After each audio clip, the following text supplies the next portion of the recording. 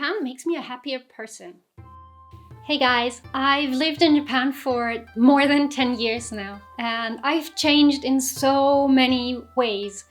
But I do think that I would have changed in many ways no matter where I lived in the past 10 years.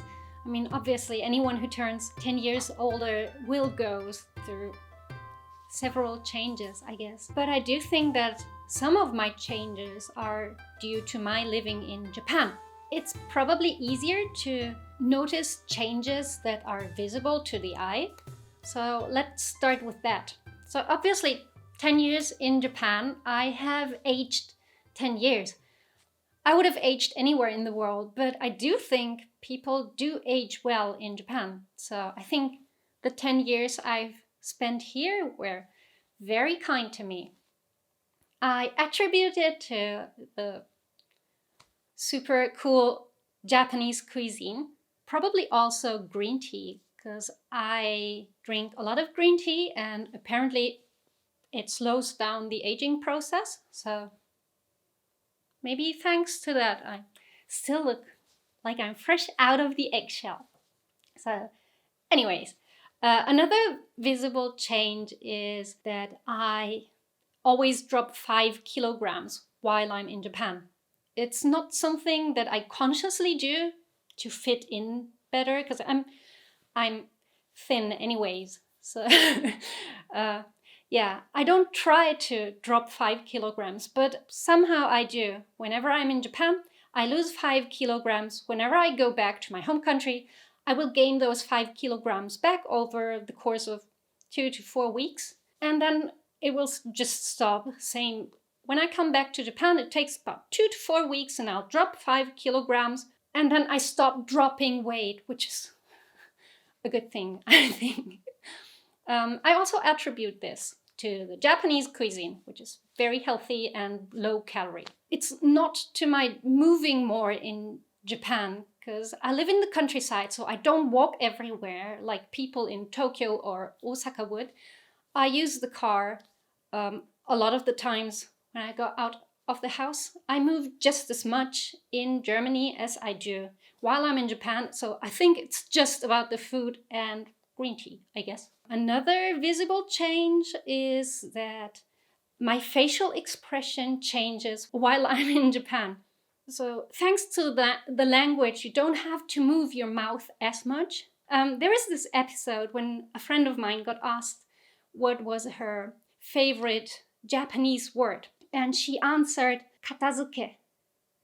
And people were like, why katazuke? Because normally people say stuff like sakura or, I don't know, mono no aware or fancy Japanese stuff, but her favorite Japanese word was katazuke, to tidy up. They asked her, why katazuke? And she answered, because you don't have to move your lips. Oh, and then I tried it, and if you speak Japanese and you say it in a very Japanese way, you'll not move your lips at all. It looks like this. Katazuke. Ooh. So yes, this is also something that changes. And also, I don't know, Japanese people just don't express their feelings as much in their face as foreigners do. I don't know if all let's say foreigners. When I go back to my home country and I get back to Japan after a while, one of my best friends always says, oh, you still look German, as if I don't always look German. But I do understand what she means. My facial expression changes while I'm in Japan, and it switches back to its normal ways when I spend some time in my home country. And yeah, that's just the way it is. I now dress differently, but this is a very hard topic because I don't think anyone dresses like they did 10 years ago. So I would have changed the way I dress anywhere in the world.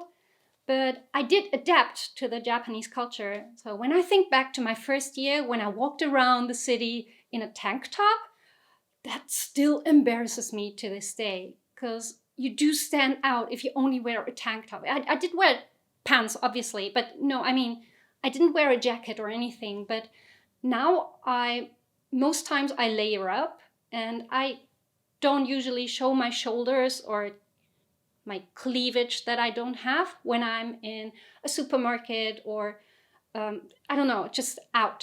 Something else that changed, which I'm not quite sure whether to classify it as visible or invisible, is that I own way less stuff than when I came to Japan. Obviously, I only brought one backpack and a suitcase when I came to Japan, so I didn't have much then, but I did put some stuff in storage. Storage meaning my parents' house. And I thought I valued those things.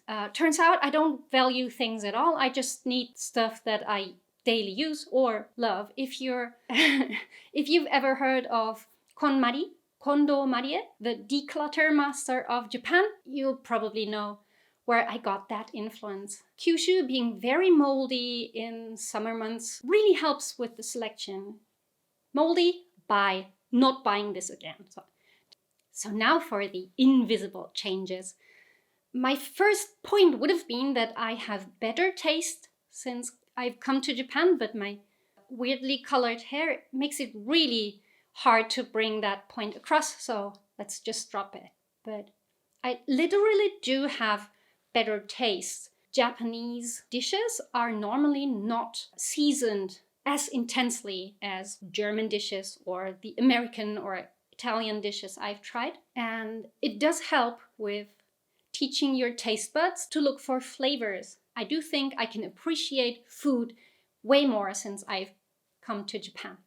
Thank you, Japan, for that. I also appreciate seasons more. This is probably because Japan really celebrates its seasons. A lot of people just exclaim when they found something beautiful outside. So whether it's just a tiny flower or a cute cloud, whatever, could be anything. People just show that they found something beautiful. And so when you pick up on it, it's sort of easy to find stuff on your own that you can really enjoy, even though it's just normal stuff. It's hard to come up with an example, but I'm always very happy when I find tiny flowers growing on gray stone walls and stuff. It just makes me happy. So being in Japan makes me a happier person. Another invisible change that to me is very important is that my Japanese language skills leveled up 10 times. I got so much better at Japanese that I'm actually more comfortable speaking in Japanese than in my mother tongue. I'm kind of sad that I'm losing touch with my own mother tongue, but I really do think speaking Japanese very well makes my stay in Japan so much more enjoyable. I think it's the one thing that I can point to where I can say this is what really contributes to my life in Japan and to my happiness and to my being content. So if you ever intend moving to Japan, get started on your Japanese skills now. Another change that makes me a happier person is that I don't have to keep up with the Joneses. I feel being myself is enough. I sort of moved out of my own society to a new place where being myself was enough. There were no expectations towards me. 10 years in Japan, it's such a long time. And I really can say I'm a much happier person than I was 10 years ago. It's hard not to be with my family, and I'm really sad. I left so many really good friends at home. It's not like I've only experienced rainbows ever since I came here, but I am a happier person than I was when I left. I really owe this country a lot. I don't think I would have been this happy had I spent the last 10 years anywhere else in the world. There's nothing left to say. See you in the next one. Bye.